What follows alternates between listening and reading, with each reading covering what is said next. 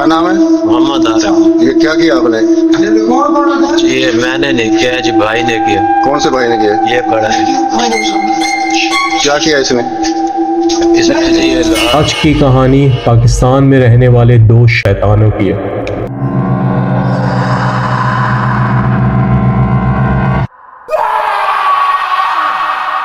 भी इंसान का मर जाना एक बहुत ही अफसोसनाक और दर्द भरी बात होती है,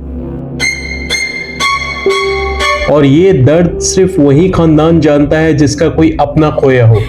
लेकिन जरा सोचें, अभी किसी का इंतकाल हुआ हो और उसके घर वाले उसे भी दफन करके घर आए ही हों,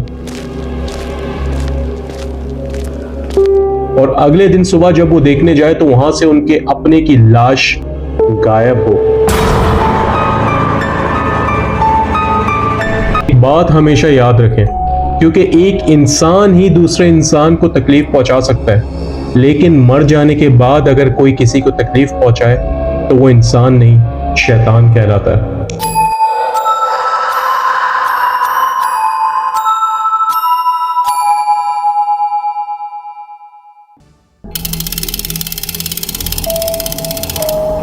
या खान पाकिस्तान के खूबसूरत और सरसब्ज इलाकों में से एक इलाका माना जाता है, और इन दो शैतानों की कहानी भी इसी इलाके से शुरू होती है। इलाके में रहने वाले बहुत से लोगों में से एक थी सारा परवीन, जो उस वक्त थ्रोट कैंसर का शिकार थी। कैंसर का इलाज तो चलता रहा, लेकिन वो ज्यादा दिन जिंदा नहीं रह पाई। अप्रैल 2011 में उसका इंतकाल हो गया। इंतकाल के फौरन बाद उसका जनाजा पढ़ाया गया और उसे खाक सुपुर्द कर दिया गया कब्रिस्तान में करीबी। अगली सुबह सारे घर वाले जब दोबारा से उस कब्रिस्तान की तरफ रुख किए फातिहा वगैरह पढ़ने के लिए, तब उसके भाई एजाज की नजर जब अपनी बहन की कब्र पर पड़ी तो उसने देखा वहां की मिट्टी हिली हुई है। ऐसा लग रहा है जैसे किसी ने कब्र से कोई छेड़खानी की हो। जब उसने हाथ रखा कब्र के ऊपर, मिट्टी जैसे मिट्टी नॉर्मली नरम होती है, उसने हाथ रखा तो उसका हाथ अंदर डस गया। कब्र पे कोई स्लिप नहीं थी। ये देखकर एजाज और सारे खानदान वाले हैरान रह गए। सबने परेशान होकर शोर मचाया और वहां के चौकीदार को बुलाकर लेकर आया और पूछे कि ये आखिर क्या है। तो चौकीदार तो शुरू में बिल्कुल ही हैरान रह गया कि ये वाकई उसको कोई इल्म नहीं इस बात का। जब उन्होंने उसको खोदने को कहा और जब उस चौकीदार ने अंदर से सामान लाकर कब्र खोदी, तो उसके बाद जो इन सब ने देखा, उन सब की हैरत से आंखें खुली की खुली रह गई। कब्र खाली थी, सारा परवीन की लाश वहां से गायब थी। पाकिस्तान में तो ऐसे बहुत से केसेस हुए कि कब्रों को खोद कर उनके ऑर्गन्स निकाल के या तो बेच दिए जाते हैं या तो उनको काला जादू के लिए इस्तेमाल किया जाता है। इसी सब डर से एजाज और उसके सारे घर वालों ने फौरी तौर पर करीबी पुलिस को इत्तला दी और पुलिस ने भी फौरन से इन्वेस्टिगेशन स्टार्ट कर दी। कई दिनों तक इन्वेस्टिगेशन चलती रही, लेकिन कुछ हाथ नहीं आया। इन्वेस्टिगेशन करने के बाद जब पुलिस को कुछ नहीं मिला तो उसने इस चौकीदार को थाने में बुलाकर अच्छे से उसकी खातिरदारी करी। फिर उसके बाद चौकीदार जो बोला वो सुनकर आप भी हैरान हो जाएंगे। चौकीदार ने पुलिस से कहा कि मैं पिछले 1 साल से नोटिस कर रहा हूं कि करीबी कब्रिस्तान के बीचों बीच एक नीम का दरख्त है, उसके ऊपर मुझे एक अक्स नजर आया करता था, जैसे कोई मखलूक या तो कोई इंसान उस पर बैठा हो। शुरू में तो उसको डर के मारे वो कभी भी उसके करीब नहीं जाता, लेकिन मुसलसल हर एक हफ्ते बाद या एक दिन बाद जब वो देखता तो एक दिन उसने हिम्मत जुटाकर उसके करीब जाकर उसको देखने की कोशिश की, और जब वो उसने और करीब गया और देखा तो वहां से वो अक्स नीचे की तरफ कूदा। जब उसने देखा कि ये चीज कोई कूद रही है नीचे, तो उसको यकीन हो गया कि ये कोई मखलूक नहीं, ये इंसान है। वो भागने लगा। अब चौकीदार ने उसका इस तरीके से पीछे करा कि उसको पता भी ना लगे कि ये उसका पीछा कर रहा है, और वो उसके घर तक उसका पीछा करता रहा। चौकीदार जब उसका पीछा करते करते उसके घर के करीब पहुंचा तो देखा एक बुजुर्ग से आदमी ने दरवाजा खोला और ये बंदा अंदर भागा।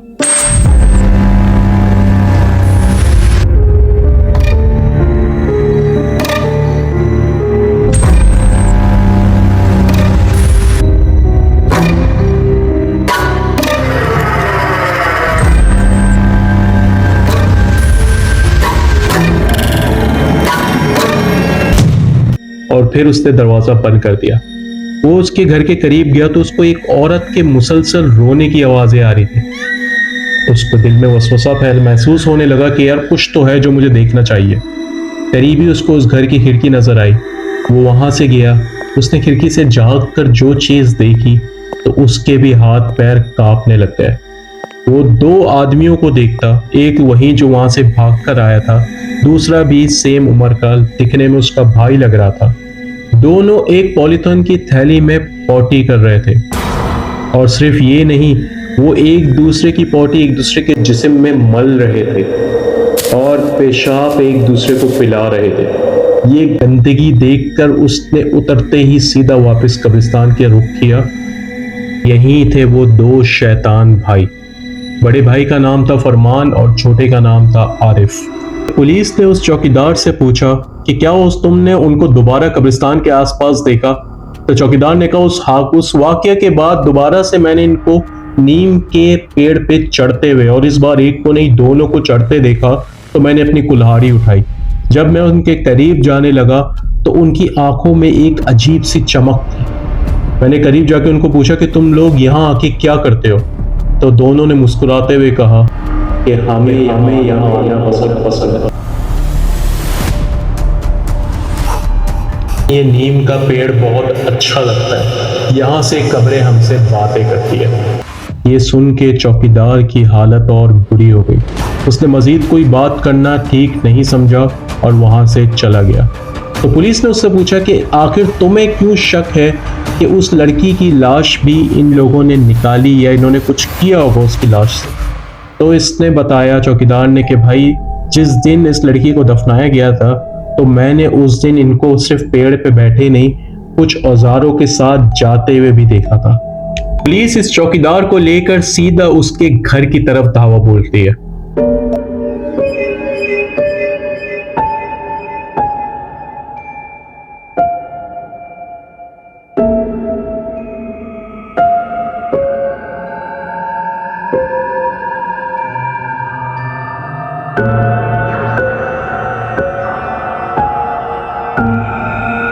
लेकिन पहले उनके घर में घुसने से वो आसपास के लोगों से इन्वेस्टिगेशन करना शुरू कर दिया।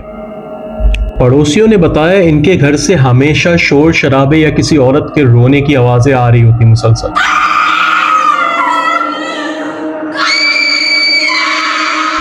इन दोनों भाइयों को ईशा के बाद 9 या 10 बजे के वक्त निकलते देखते हैं और फजर से थोड़ा सा पहले ये वापस आते हैं, क्योंकि अक्सर नमाजी जब नमाज पढ़ने जा रहे होते हैं ईशा के वक्त और फजर के वक्त, तो उनको आते जाते देखते हैं बोरी में कुछ चीजें लाते हुए।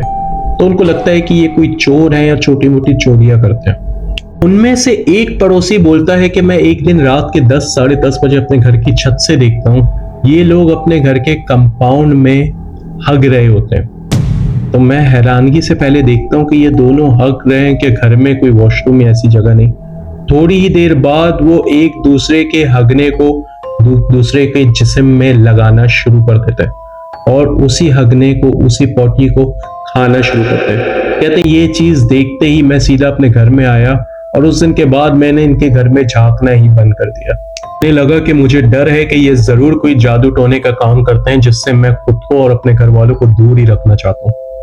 सारी जानकारी से पुलिस अंदाजा लगा लेती है और पता करती है कि अंदर रहने वाले 4 शख्स होते हैं टोटल। 2 तो वो शैतान भाई आरिफ और फरमान, उनके साथ रहता है उनका एक बुजुर्ग बाप जिसने उस रात दरवाजा खोला था, जिसको चौकीदार ने देखा था।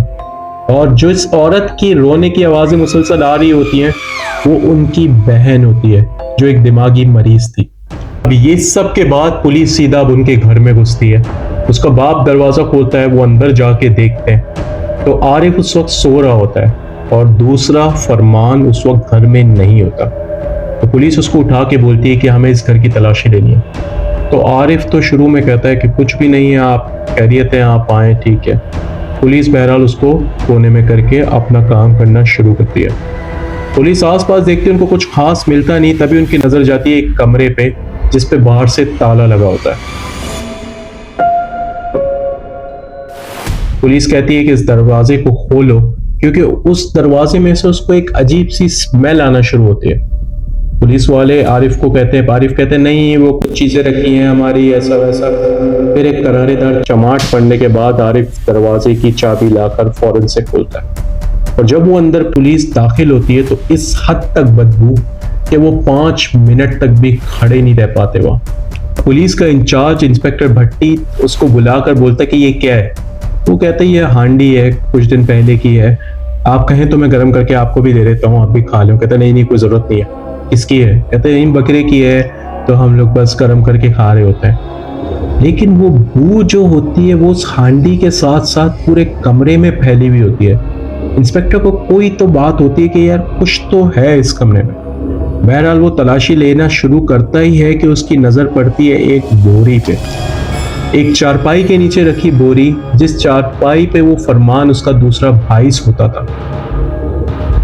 पुलिस जब उस बोरी को खोल के देखती है तो उसको देखने के बाद पुलिस इंस्पेक्टर भट्टी 2 सेकंड भी वहां खड़ा नहीं होता, पहले बाहर जाकर उल्टी करना शुरू कर देता है।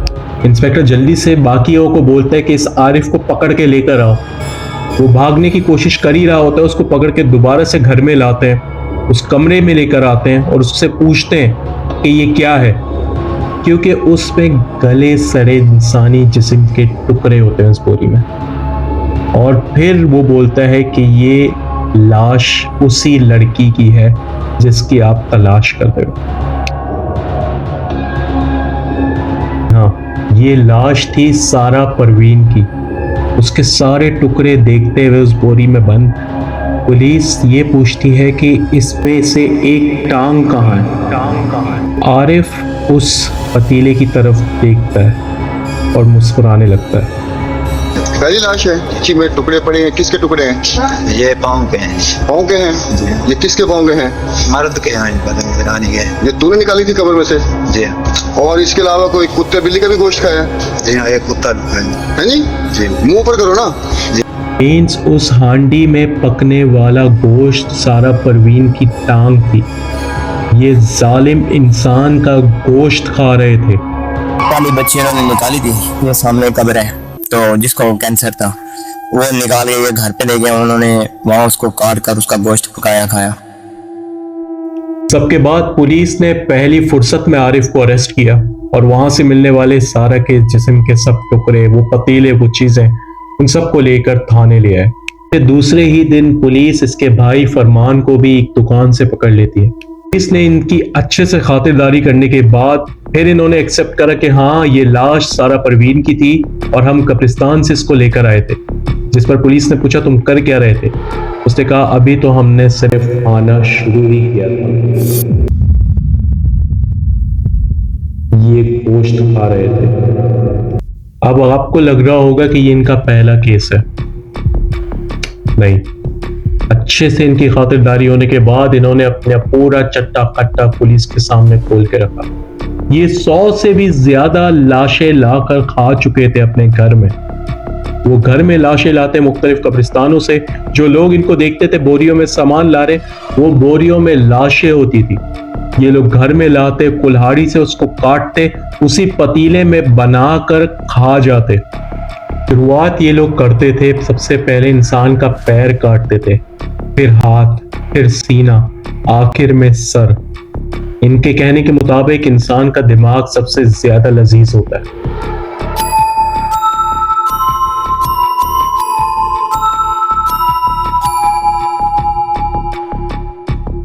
सवाल यहाँ पर यह होता है कि ये आखिर आदमखोर बने कैसे? क्योंकि कोई बकरे का गोश्त भी खा सकता है, मुर्गी भी खा सकता है, 100 और चीजें। इंसानी गोश्त की लत इनको आखिर कहां से लगी? अब इंस्पेक्टर भट्टी ने यही सवाल उससे पूछे कि क्यों आदमखोर बने, क्यों इंसान का गोश्त खाने पे तुम मजबूर हो गए और अब तो तुम लज्जत से खाने लगे हो, क्योंकि 100 से ज्यादा लाशें तुमने खाई हैं। जिस पर इन दोनों भाइयों ने जवाब दिया कि अगर हम इंसानी गोश्त नहीं खाएं तो वो हमें मार देगा। एक दफा मुकालते में मैंने भी खा लिया है, बल्कि बकरा समझकर। जी हाँ, हमको क्या पता था जिसने इसने रखा हुआ कुंगरा भी काट कर खा लिया। तो इन्होंने अपने जो बच्चे थे, इनके जो फौत हुए 2, उनकी लाशें निकाल के भी इन्होंने खाई हैं। पता चलूं कि इन्होंने अपने 2 बच्चे भी शायद इस मरने के बाद या मरने से पहले अपने 2 बच्चे भी खा लिए। बताऊं कि इनकी एक बहन है जो वो अभी तक मिसिंग है, जिसका नहीं पता चल रहा कि वो कहाँ गई। ये भी शख्स है कि जरा शायद अपनी उस बहन को भी खा चुके हैं। जी वो कौन था? ये सवाल जब पुलिस ने पूछा, उन्होंने कोई जवाब नहीं दिया। जितनी मार धाड़ लगाई उन्होंने सब बोला, लेकिन उस वो का जवाब नहीं दिया। वो कहते कि हम बीमार हो जाते हैं अगर वो नहीं खाए इंसानी गोश्त, और उन्हें बीमार करने वाला वो था।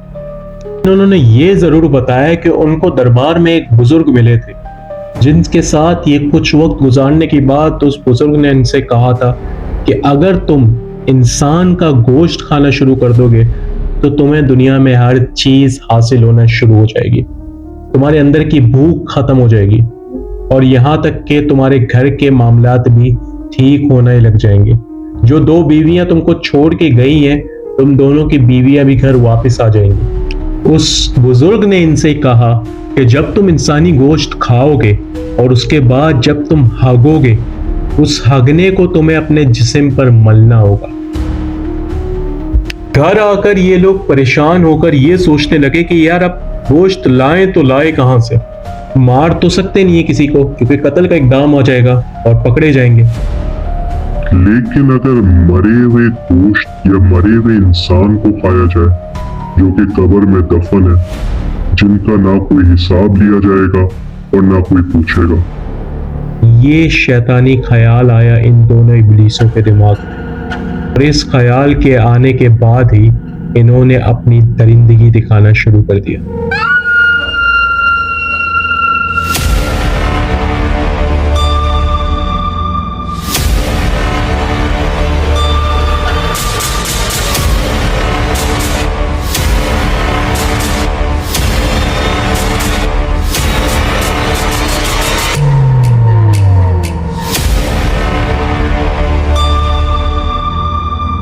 अब ये दोनों भाई करीबी कब्रिस्तान में नजर रखना शुरू करते हैं कि रिसेंटली किसकी मौत हुई या किसको दफनाया गया, और जैसे ही किसी को दफना के जाते तो वो रात की तारीकी में आकर उसकी लाश चुरा के ले जाते, घर ले जाकर यही सिलसिला शुरू करते जो उसके बुजुर्ग ने उनको कहा गया। कहने शुरू में तो हमने ये किया इस वजह से कि हमारे घर वाले घर के मामलात अच्छे हो जाएं, लेकिन उनको मजा आने लगा, उनको लज्जत लगने लगी, उनको लत लग गई इंसानी गोश्त की। वो कहते हैं जब इंसान को पकाने के बाद या इंसान के काटने के बाद जो गंध आती है वो उनको बहुत अच्छी लगती है। यहाँ तक कि फरमान की जो चारपाई के नीचे से बोरी निकली थी, याद है आपको, पहली सारा परवीन की लाश, वो उसने वहां इसलिए रखी थी अपने, और उसके पास इसलिए सोता था ताकि उसको उस लाश से गंध आती रहे। ये होती है इब्लीसपन की आखिरी हद। ये सब सबूत इकट्ठा करके जब जज के सामने ये सारा केस लेकर सामने लाए, इन दोनों को खड़ा किया, अब काफी हद तक जज भी परेशान हो गया कि यार इन शैतानों को सजा क्या दी जाए, क्योंकि इस वक्त तक पाकिस्तान के कानून में मुर्दे का गोश्त खाने की कोई सजा नहीं थी। सोचो विचार के बाद आखिरकार जज ने फैसला दिया इंसानी जिस्म की बेहुरमती की सजा, जिसके तहत उनको सिर्फ 2 साल की सजा, 2 साल व्यूअर्स, पूरी दरिंदगी की सजा सिर्फ 2 साल।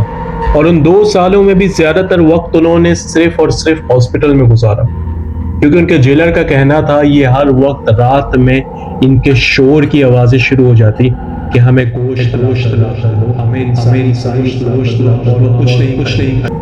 ज्यादातर वक्त वो हॉस्पिटल में ही गुजारते क्योंकि उनकी तबीयत खराब रहती, या तो वो उनकी तबीयत खराब करता जिसका वो बयान कर रहे थे। बहरहाल इन्होंने जैसे तैसे करके अपने 2 साल गुजारे। 2011 से 2013 वो लोग दोबारा से रिहा हो गए। अपने 2 साल की सजा पूरा करने के बाद ये लोग दोबारा से दरिया खान आए, उसी शहर, उसी जगह, उसी इलाका।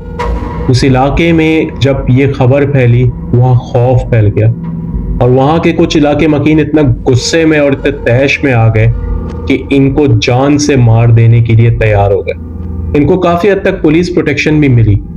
फिर कुछ वक्त बाद जब इलाका मकीन का मामला और गुस्सा ठंडा हो गया, फिर जो हुआ वो आप सुन भी नहीं सकते। इन दोनों के रिहा होते ही दरिया खान के इलाके के लोगों में इतना डर फैल गया कि जो कब्रें हफ्ता 4 दिन 5 दिन या 10 दिन या 40 दिन बाद पक्की की जाती, लोग उसी दिन पक्की करने लग जाते।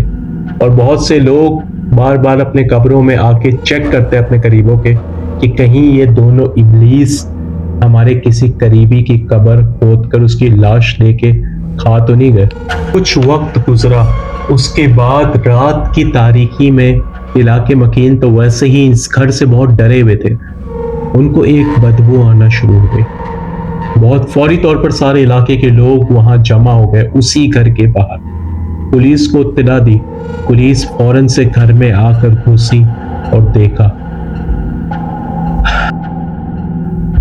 एक बड़े से पतीले में एक बच्चे का सर उबल रहा था।